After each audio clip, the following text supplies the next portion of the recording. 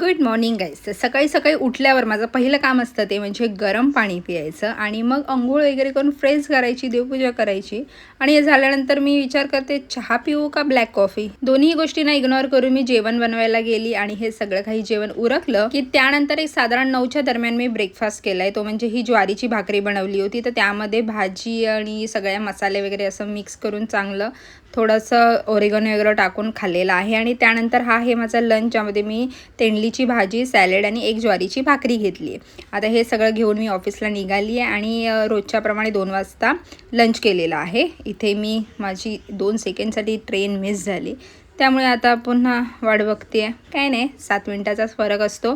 त्यानंतर मग संध्याकाळी एक 4च्या दरम्यान ऑफिसमधून हा चहासुद्धा पियाली आहे. आज वाटला म्हणून पियाली आहे. म्हणजे सध्या तरी जास्त काय गोड नाही जायचं आहे, कारण दिवाळीची तर मिठाई संपली आहे. दिवाळीमध्ये भरपूर गोड खाल्लं होतं मी, आत्ता मला वाटतंय. त्यानंतर ऑफिसमधून घरी आली आणि हा आहे माझा डिनर. आता मला असं वाटतंय की मी कधी माझी पुन्हा एकदा वेट लॉस जर्नी चालू करते. आता जास्त नाही मला करायचं आहे, पण करायचं आहे, हेल्दी रुटीन करायचं आहे. जसं मी लास्ट टाइम 75 डेज केलं होतं ना, तसं एक हेल्दी रुटीन मला चालू करायचं आहे. That's it. आपण आता उद्या भेटूया. तोपर्यंत बाय.